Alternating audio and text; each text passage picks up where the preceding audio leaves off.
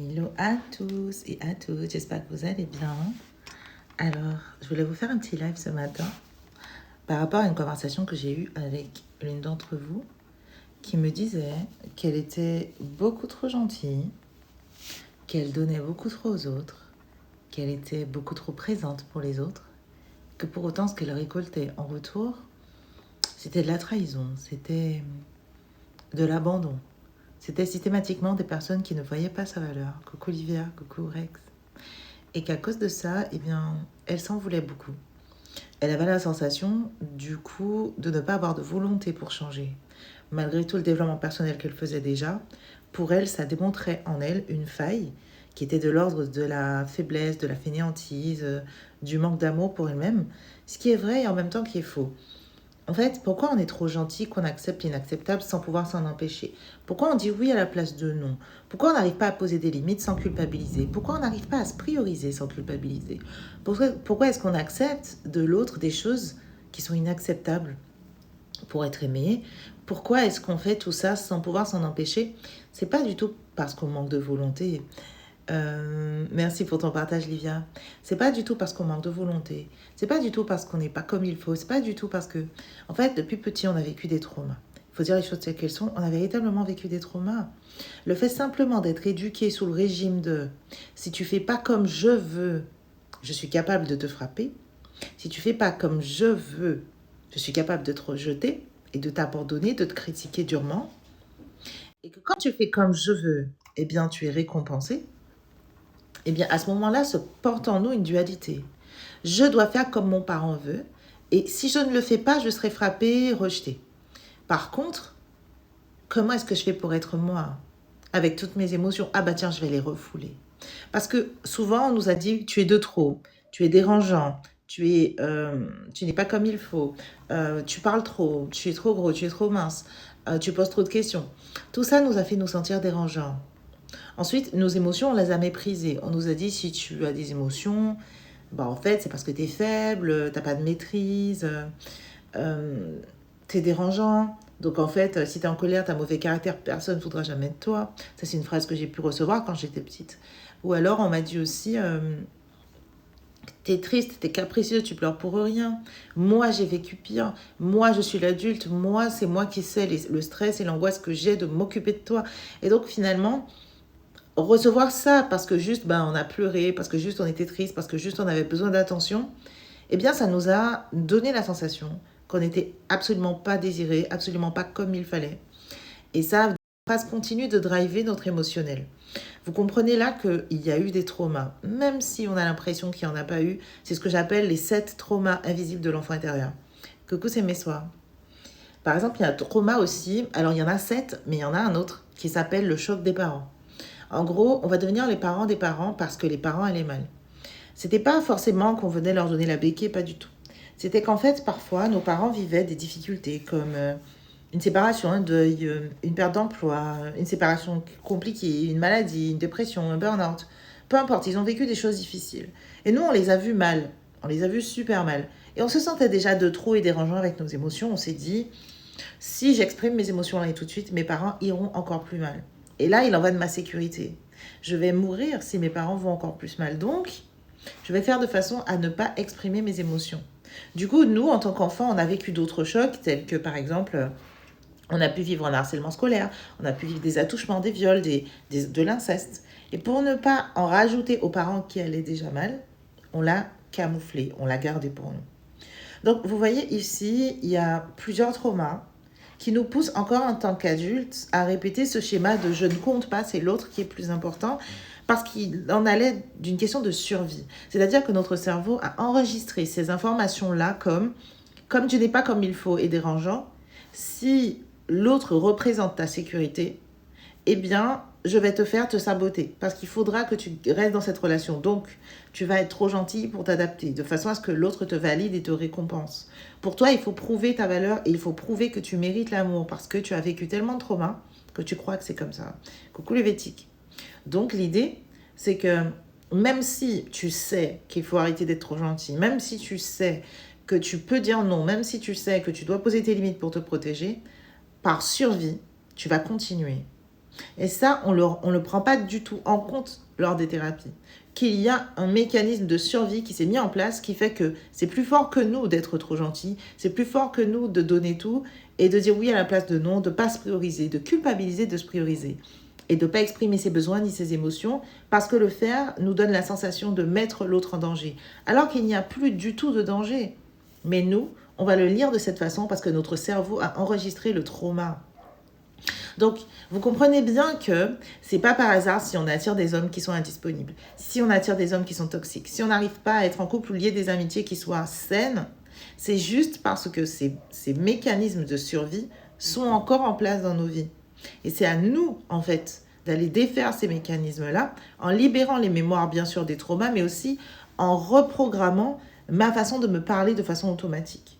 Parce que ce qui va venir, coucou Larissa, ce qui va venir, c'est que nos pensées vont provoquer des émotions en nous qui nous donnent la sensation que même lorsque tout va bien, coucou Titia, eh bien, quelque chose de mal va se passer. Parce que c'est ce que j'ai vécu depuis toujours, depuis l'enfance. C'est là où il va falloir venir agir, reprogrammer l'ego, le faux self, le mécanisme de protection qui s'est mis en place par-dessus mon traumatisme. C'est-à-dire que j'ai vécu le trauma et comme j'ai très peur qu'il ne se reproduise, eh bien j'ai créé un ego qui est censé empêcher la situation. Sauf que cet ego, il réagit de façon archaïque. Il réagit de façon disproportionnée, à travers des émotions qui sont peu maîtrisées. Pourquoi ? Parce que les traumas n'ont pas été guéris. Et à cause de ça, à cause de mes traumas, j'ai des réactions dont je ne veux pas. Donc l'idée maintenant, c'est de revenir à l'enfant intérieur, de revenir lui apporter cette solidité dont il a manqué quand il était petit.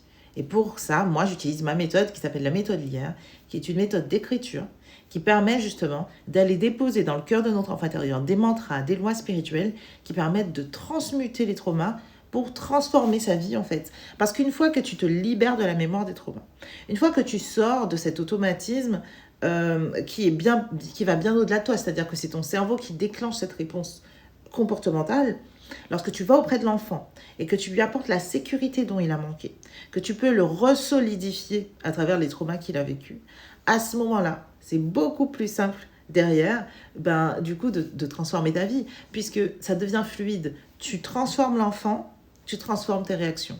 Tu vas à la source du trauma pour guérir l'enfant qui a été blessé. Le cerveau ne fera pas la différence entre ce que tu imagines faire avec ton enfant et ce qui s'est vraiment passé avec tes parents. Tu vas devenir l'adulte référent à l'intérieur de toi pour pouvoir prendre soin d'elle, en fait. Salut Angélique. Mais comment guérir l'enfant ? Alors, ça demande justement des différentes étapes. La première étape, c'est la reconnexion à l'enfant intérieur. Donc, avec une méthode d'écriture que moi, j'ai mis en place, eh bien, on va venir reconnecter à elle. On va venir apprendre à l'écouter. Parce qu'il faut dire les choses telles qu'elles sont. À chaque fois que je demande à une femme, pourquoi est-ce que tu es restée alors que tu aurais pu partir, alors que, eh bien, il y a toujours un moment où elle ne s'est pas écoutée. C'est même pas, je ne savais pas qu'il était comme ça. Je savais, j'avais vu, et pour autant, j'étais restée parce que ma petite voix qui m'avait dit, s'il te plaît, protège-moi, je ne l'ai pas écoutée. Cette petite voix, c'est votre enfant intérieur. Et l'idée, c'est justement, comme dit Maha, ne plus attendre l'approbation des autres. Parce que comme vous vous apportez cette approbation par vous-même, eh bien, c'est quelque chose qui va disparaître à l'extérieur.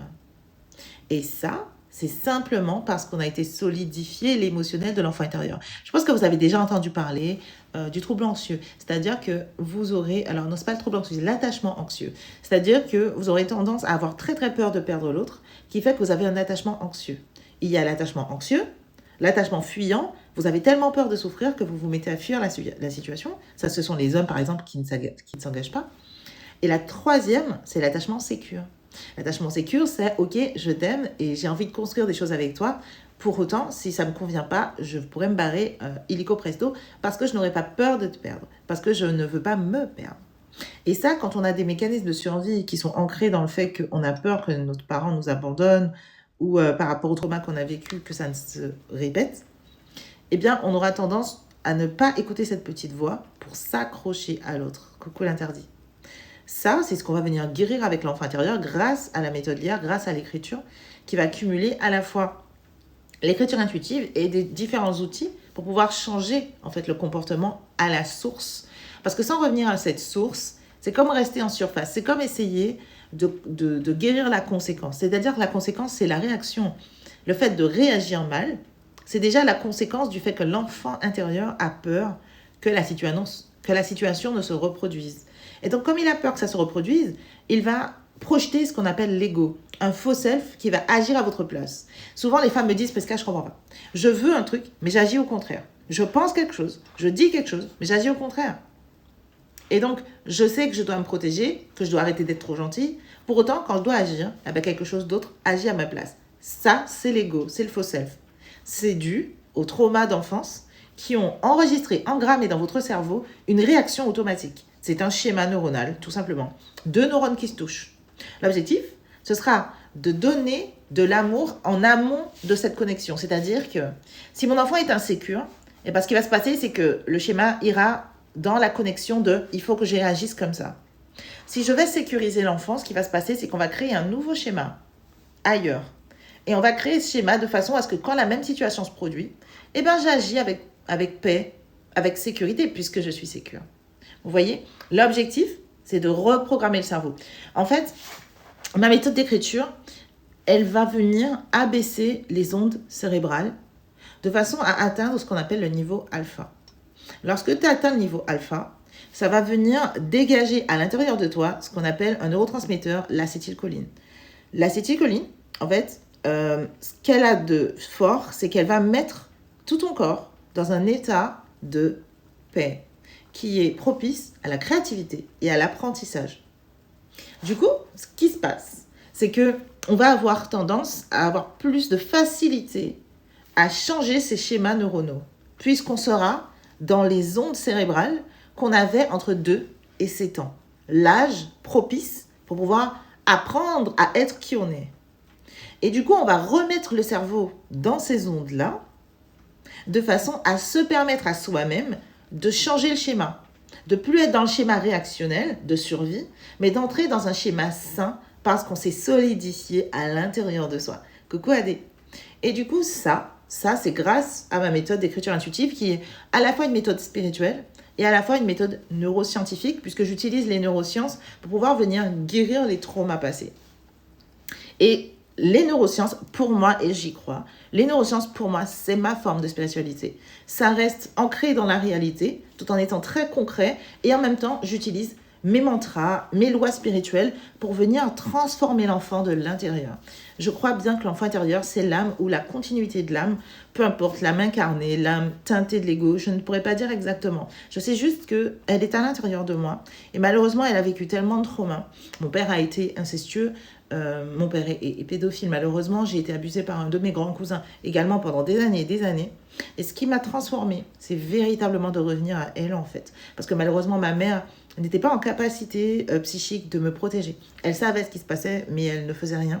Et en fait, ce que je sais, c'est que j'ai vécu tellement de traumas. Et lorsque j'en ai vécu autant, j'ai répété le schéma une fois dans ma vie d'adulte. J'ai attiré un pervers narcissique avec qui je suis restée 11 ans. Et après ça, mon fils est venu me dire « Maman, là, en fait, il faut que tu partes parce qu'il va finir par te tuer. » Donc, je l'ai pris lui. J'ai pris tous mes bagages. Je suis partie. Et c'est là où ma méthode est née. Parce que pendant ce moment où j'étais vraiment au plus bas de ma vie, je me suis rendu compte que la seule chose qui a fait que j'en étais là, c'était que je ne m'étais pas écoutée et que je ne m'entendais pas. Donc, je me suis mis à parler à ma petite fille intérieure. Et de là, j'ai eu ce qu'on appelle une nuit noire de l'âme. J'ai canalisé littéralement la méthode sur une feuille avec ma petite fille intérieure. On me disait exactement les phrases, les mantras, la façon dont je devais faire pour pouvoir me connecter à elle, tous les protocoles spirituels que je devais utiliser pour pouvoir revenir à elle. Et c'est là ensuite que quand je me suis fait former en neurosciences, j'ai découvert qu'en fait, cette méthode que j'avais canalisée était très concrète, puisque chaque chose et chaque élément que j'y avais mis permettait au cerveau de se remodeler. Et c'est comme ça, en fait, aujourd'hui, que j'ai pu aider toutes les clientes que j'ai aidées et que je fais ce que je fais. Merci Ursula, coucou, bonjour Marco. Alors, bonjour, si je pouvais guérir mon enfant intérieur, ça arrangerait tellement de choses. Bah oui, ma chérie, c'est l'objectif. Hein. C'est pour ça que j'aide aujourd'hui à guérir l'enfant à travers cette méthode-là. Voilà mon petit message pour aujourd'hui. C'était que, au moins à minima, que vous puissiez sortir de la culpabilité, de ne pas réussir à changer. C'est pas simple, c'est pas du jour au lendemain, ça demande véritablement une méthode. Mais il est possible de se transformer. Il est tout à fait possible de le faire. Il y a encore 3 ans, moi, j'étais aide-soignante. J'étais absolument pas celle-là. C'est vraiment en tombant dans ma propre spiritualité que les choses ont vraiment bougé pour moi. En revenant à ma petite fille intérieure, je suis passée de celle qui parle aujourd'hui comme je le parle aujourd'hui, alors qu'avant, j'étais quelqu'un qui parlait jamais. Je restais vraiment tout le temps silencieuse, j'avais très peur de m'exprimer. Et pour même commander une pizza, il fallait que j'écrive le texte « Bonjour, je voudrais une pizza, dadadi, dadada ». Et en fait, si la personne me disait « Il n'y a plus cette pizza », je raccrochais. Parce que j'avais trop peur de m'exprimer. Et aujourd'hui, tout ça, c'est fini parce que ma petite fille est sécurisée. Elle est sécure. Je l'ai sécurisée face à tout un tas de situations grâce à la méthode LIAR, justement. Oh, Pierre, t'es adorable. Je reviens de loin aussi, me dit Ursula. Tant de blessures qui ont créé une méfiance démesurée. C'est ça, c'est exactement ça. Et l'idée, c'est que cette méfiance, elle nous vient de la peur que ça ne recommence. Or, on sait qu'on pourra faire face à tout ça. Mais pour autant, on a très peur. Merci, ma apporté Rose. On a très peur que ça ne se reproduise. Et donc, on a un comportement qu'on n'arrive pas à changer à cause de la peur. Si on enlève la peur, les choses s'arrangent. Je me demandais si j'avais mon oracle préféré avec moi, mais non, je ne l'ai pas. Je l'ai laissé dans mon autre pièce. En fait, ce qui se passe, c'est que sur notre enfant intérieur, sur notre amour, parce que notre amour est déjà là, en nous, c'est juste qu'à l'intérieur de nous, il nous arrive tellement de choses, tellement d'injustices, tellement de trahisons, qu'on n'arrive plus à croire qu'on est suffisant pour être aimé tel qu'on est.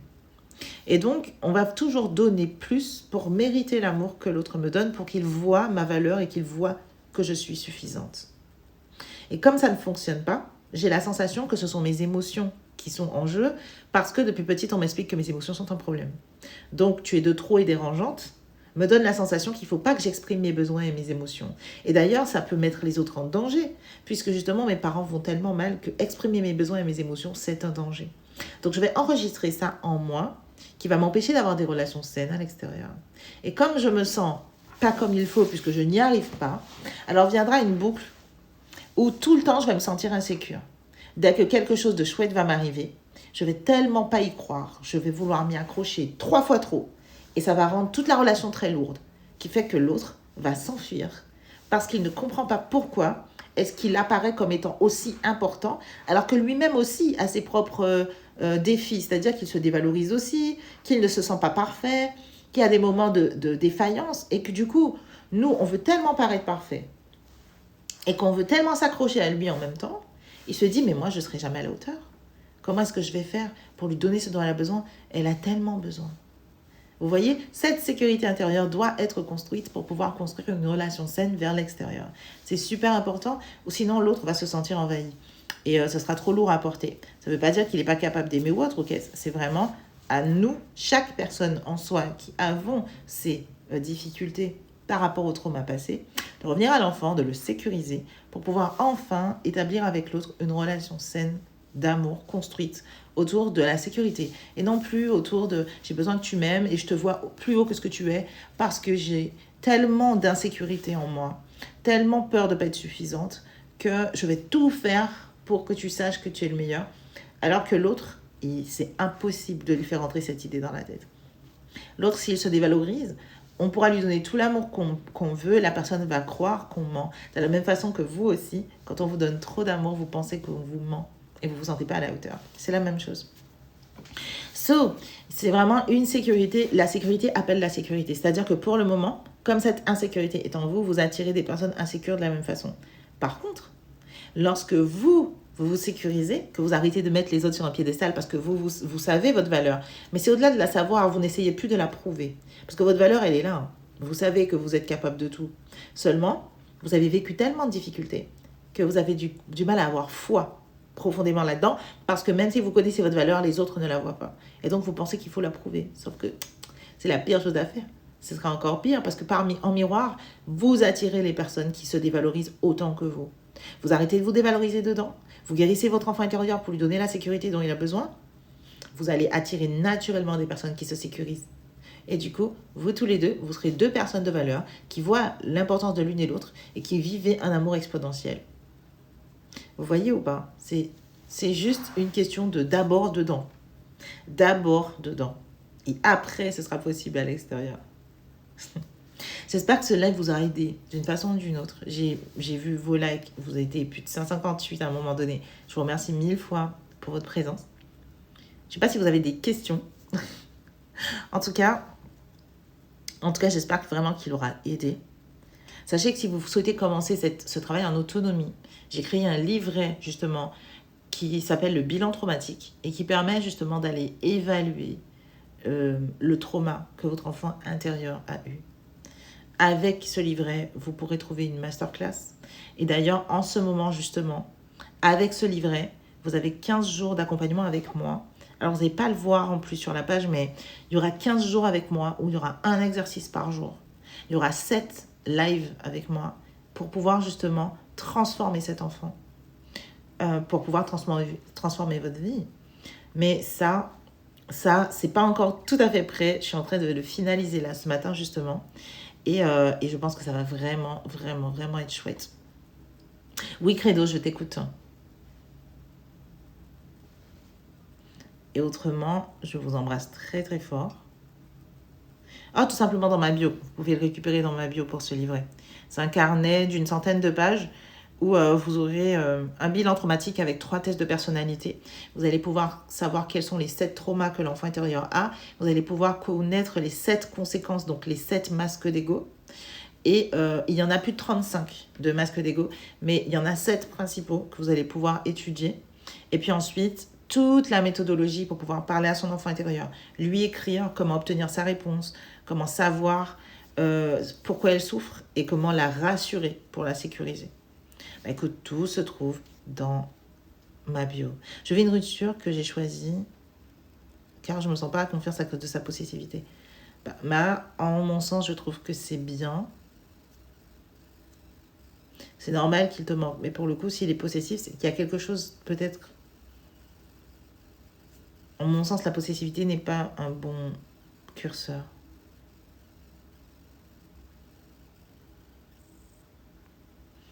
Angel qui dit comment on peut faire ça. En mon sens, le livret, c'est la bonne alternative dans le sens où tout le monde n'a pas envie de se faire coacher, tout le monde n'a pas non plus les moyens pour se faire coacher. Et l'idée, c'est que le carnet permet de s'autonomiser en fait sur cette question de guérison, de savoir ce qu'il est possible de faire et de s'exercer de façon à le faire soi. Je comprends, Nana. L'idée, c'est vraiment de se prendre en charge parce que aujourd'hui, il y a une question que je pose souvent à mes clientes, c'est qui d'autre que toi peut prendre une décision à ta place? Qui d'autre que toi est responsable de ton bien-être, de ta survie, de ton bonheur, même en étant en couple? Et souvent, elles me disent, mais c'est moi. Genre, elles sont presque vexées d'entendre ça, cette question qui a l'air absurde. Pour autant, souvent, les femmes viennent à moi et me disent, Prisca, merci pour tes conseils, c'est superbe. Maintenant que je sais, eh bien, ça ira mieux. Et souvent, je leur dis, ok, donc imaginons que votre voiture soit en panne au bord de l'autoroute. Un mécanicien arrive et fait un diagnostic pour comprendre où se trouve la panne. Il trouve la panne et il vous l'explique. Maintenant qu'il vous l'a expliqué, est-ce que vous allez prendre votre clé et démarrer votre voiture et qu'elle va rouler?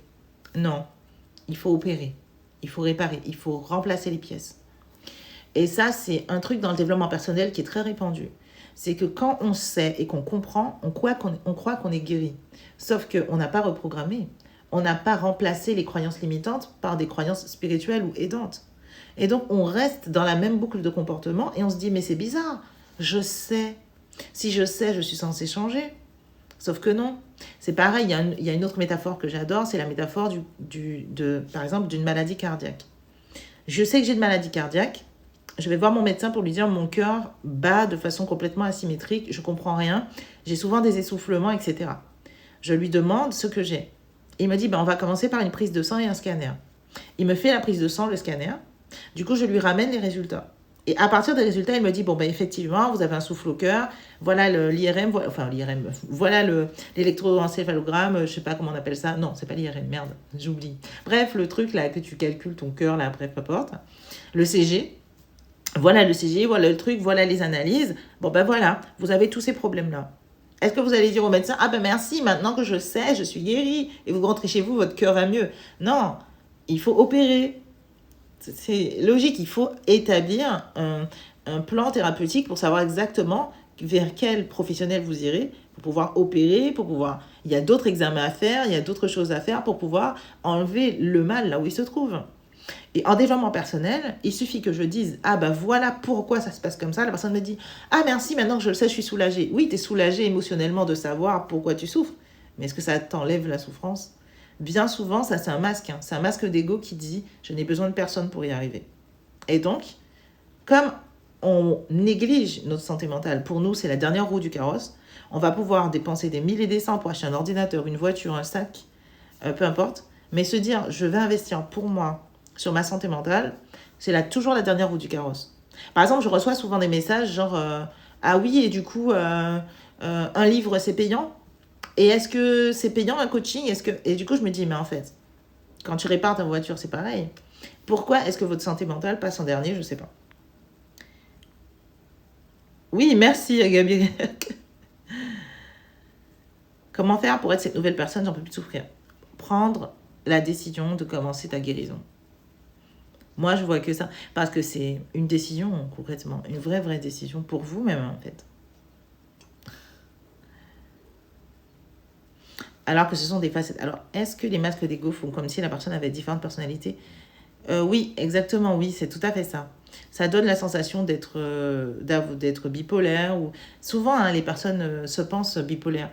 D'ailleurs, on peut avoir ce diagnostic avec un psychiatre, vous êtes bipolaire, alors qu'en fait, il s'agit juste spirituellement de masque d'ego. De masque d'ego. Parce que l'ego, en fonction de la situation qui se présente, il aura une réaction puis une autre. Il peut s'énerver à mort et puis tout d'un coup tomber de tristesse et ensuite, juste après, être invectivé et puis revenir à une neutralité. Enfin, vraiment, c'est très impressionnant parce que à l'intérieur de nous, on a été engrammé par les traumas. Les traumas nous ont laissé des impacts. Et ces impacts nous poussent à réagir, en fait. En fait, je ne suis ni intelligente, ni je ne sais pas quoi. C'est que je canalise. C'est-à-dire que je suis connectée à l'univers et je canalise les informations. Ce que je fais là est donné véritablement à tout le monde à partir du moment où tu te reconnectes à ton enfant intérieur et que tu sors du mental et du faux self. Quand tu sors du mental et du faux self, tu deviens en capacité d'entrer en connexion avec un savoir qui n'est pas le tien. J'ai passé mes formations et mes certifications après avoir créé ma méthode.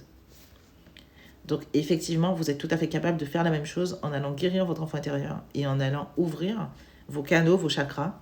Alors là, on passe en mode spiritualité, mais pour pouvoir accueillir en fait le savoir universel, tout simplement. Vous devenez un canal pour que Dieu lui-même puisse s'exprimer et aider l'humanité. C'est ce que je fais.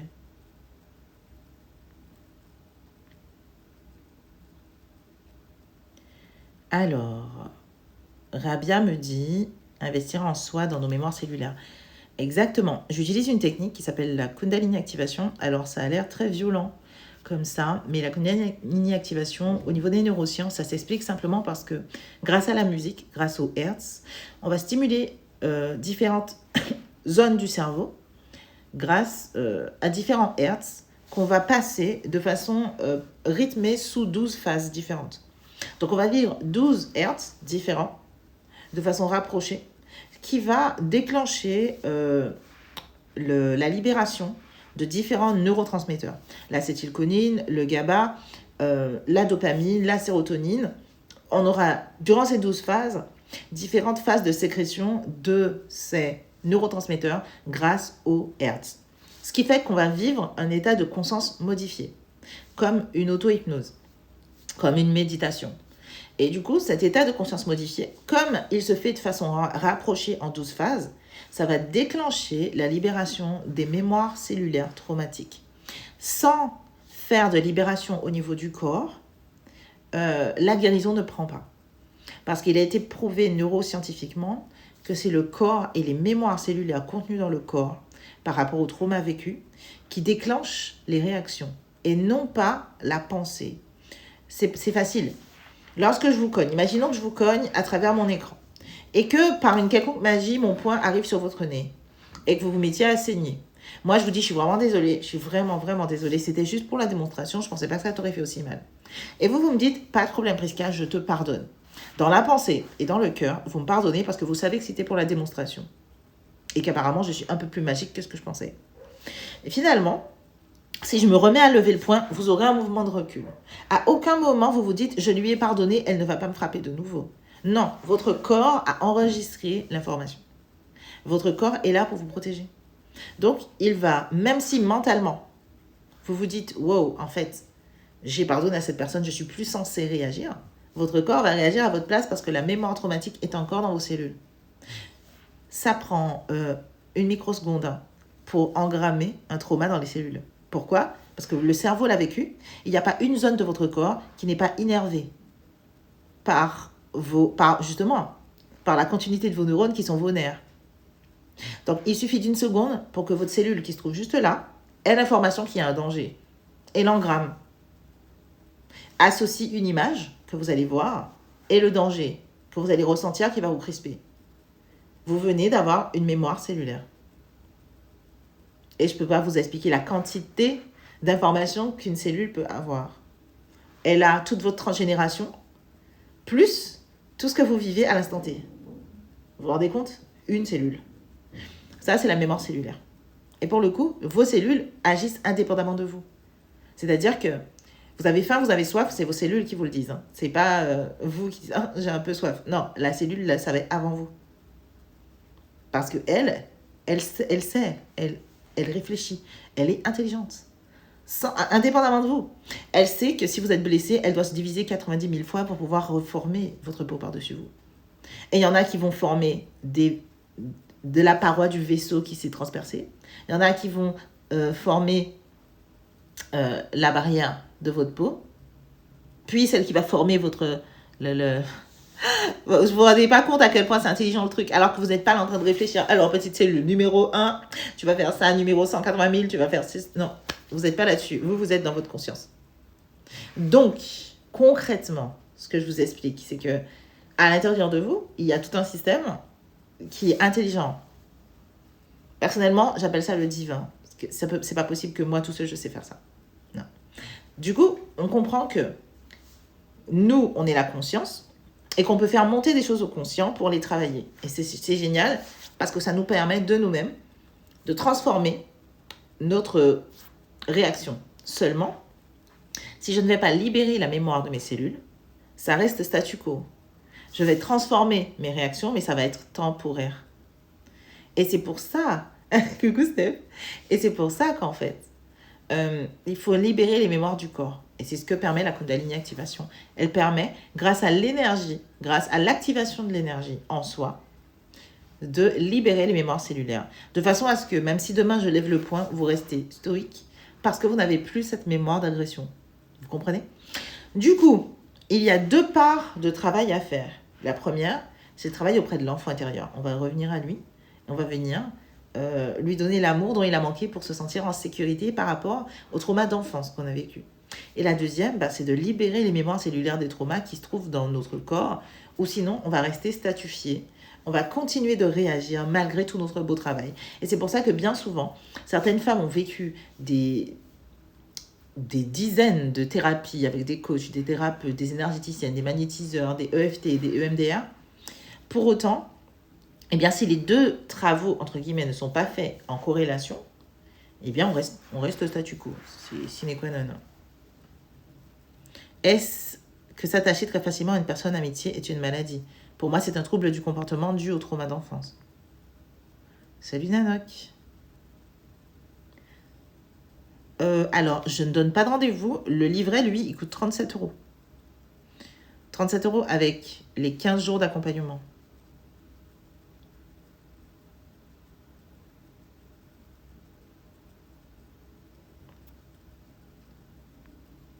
Non, pas juste le livret. Tu as une plateforme en ligne avec 15 vidéos. Tu as 15 jours d'accompagnement avec moi avec 7 masterclass en live. C'est-à-dire qu'on se voit et on se parle.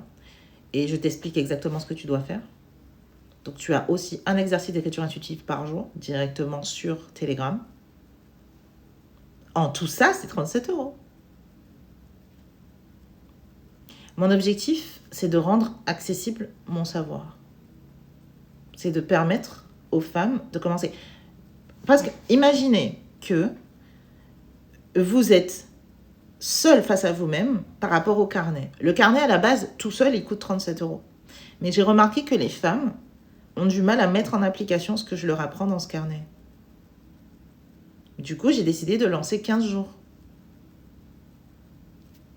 Bah, écoutez, avec plaisir, mais encore une fois, quand vous irez, vous ne verrez pas ça dans ma bio. Je suis en train de construire pour pouvoir vous expliquer exactement ce qu'il y aura dedans. Sur mon Instagram, ce sera mieux expliqué. Mais de toutes les façons, à partir du moment où vous avez le livret, vous êtes inscrite. C'est même pas une question. Toutes celles qui ont eu le livret sont inscrites dans cette formation pendant 15 jours.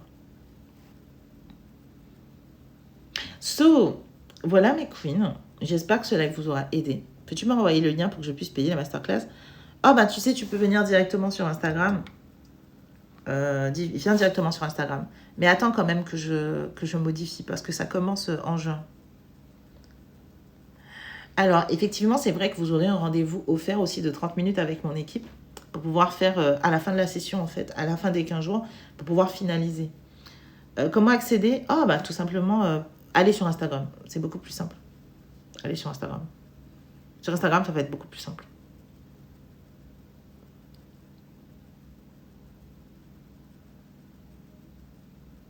So, je vous embrasse fort, parce que le but, c'était pas de vous vendre quoi que ce soit, c'était vraiment de pouvoir vous parler de pourquoi est-ce que ça bloque.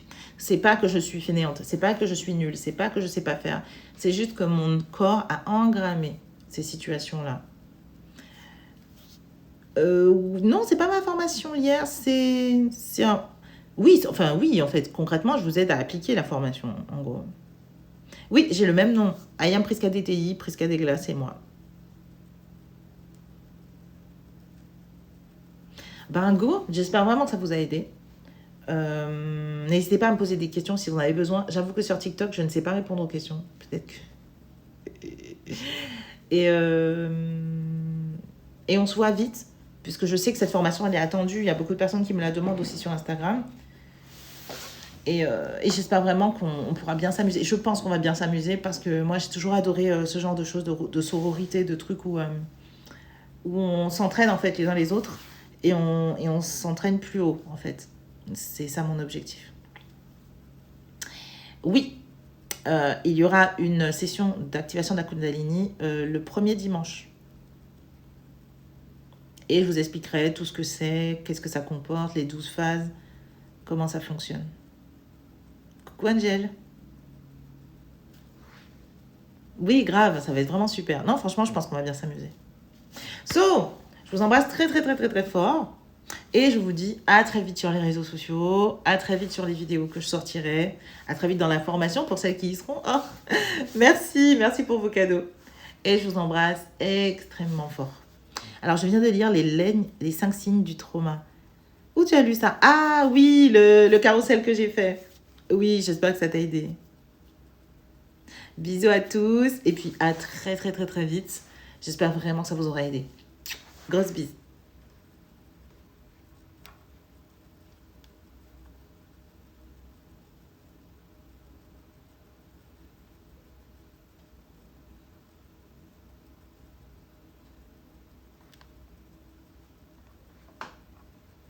Belle journée à vous.